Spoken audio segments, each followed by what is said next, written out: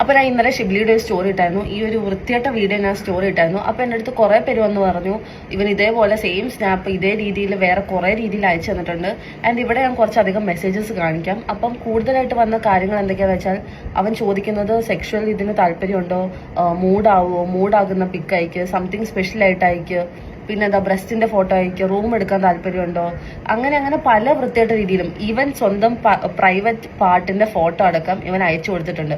എൻ്റെ ആ ഫോട്ടോ അടക്കമുണ്ട്. ആ ഫോട്ടോ ഞാൻ ഇവിടെ കാണിക്കുന്നില്ല, പക്ഷെ ആ ഫോട്ടോ ഞാൻ കാണിക്കാം നിങ്ങൾക്ക്. അതിൽ കറക്റ്റായിട്ട് ഇവന്റെ ഐഡി അടക്കം ഉണ്ട്. ഓക്കെ, സോ അത് ഞാൻ എന്തായാലും ഇടും.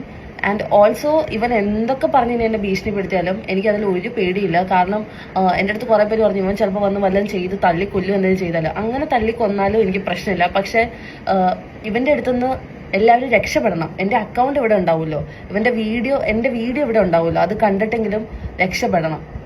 എനിക്കിനി എന്തെങ്കിലും പറ്റിയാലും എനിക്ക് പ്രശ്നമില്ല. കാരണം അത്രയും പേടിയിലാണ് ഞാനിപ്പോൾ ജീവിക്കുന്നത്. ഇവൻ അത്രയും ബ്ലാക്ക് മെയിലിങ് രീതിയിൽ എൻ്റെ അടുത്ത് സംസാരിച്ചിട്ടുണ്ട്. സോ എനിക്ക് നല്ല പേടിയുണ്ട്. എന്നാലും കുഴപ്പമില്ല, ഞാനിത് പറയേണ്ട രീതിയിൽ ഞാൻ എന്തായാലും പറയും.